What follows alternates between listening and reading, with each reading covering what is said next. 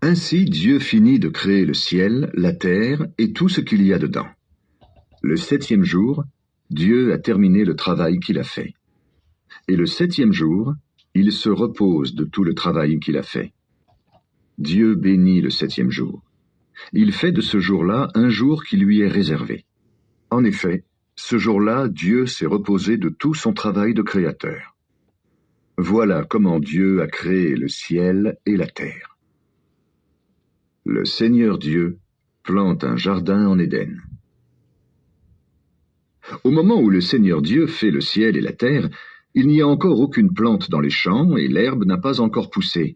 En effet, le Seigneur Dieu n'a pas encore fait tomber la pluie sur la terre et il n'y a pas d'êtres humains pour cultiver le sol.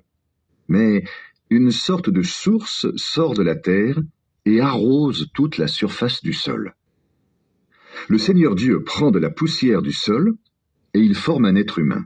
Puis, il souffle dans son nez le souffle de vie, et cet homme devient un être vivant. Ensuite, le Seigneur Dieu plante un jardin dans le pays d'Éden, vers l'est. Là, il met l'homme qu'il a formé. Le Seigneur Dieu fait pousser du sol toutes sortes de beaux arbres avec des fruits délicieux. Au milieu du jardin, il place l'arbre de vie et l'arbre qui fait connaître ce qui est bien ou mal. Un fleuve sort du pays d'Éden pour arroser le jardin. De là, il se divise en 4 fleuves plus petits. Le premier fleuve, c'est le Pichon.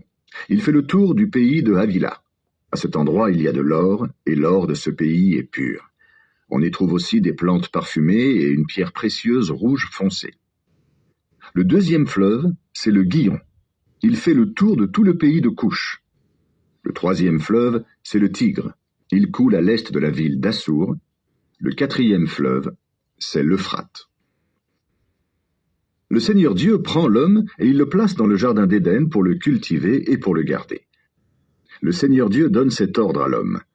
Tu peux manger les fruits de tous les arbres du jardin, mais tu ne dois pas manger les fruits de l'arbre qui fait connaître ce qui est bien ou mal. Oui, le jour où tu en mangeras, tu mourras, c'est sûr. Le Seigneur Dieu se dit, pour l'homme, ce n'est pas bon d'être seul. Je vais lui faire une aide qui lui convienne parfaitement. Avec de la terre, le Seigneur Dieu fait toutes sortes de bêtes sauvages et toutes sortes d'oiseaux. Il les amène à l'homme pour voir comment celui-ci va les appeler. Chaque animal doit avoir le nom que l'homme va lui donner. L'homme donne un nom à tous les animaux domestiques, à toutes les bêtes sauvages et à tous les oiseaux. Mais pour lui-même, il ne trouve pas l'aide qui lui convienne parfaitement. Alors le Seigneur Dieu fait tomber l'homme dans un sommeil très profond.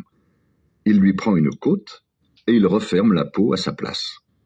Avec cette côte, le Seigneur Dieu fait une femme et il l'amène à l'homme. Alors l'homme dit, « Cette fois, voici quelqu'un comme moi. Elle tient vraiment de moi, par tout son corps. On l'appellera femme de l'homme parce qu'elle vient de l'homme. » C'est pourquoi l'homme quittera son père et sa mère pour vivre avec sa femme. Et les deux deviendront comme une seule personne. L'homme et sa femme sont nus tous les deux, mais ils n'ont pas honte l'un devant l'autre.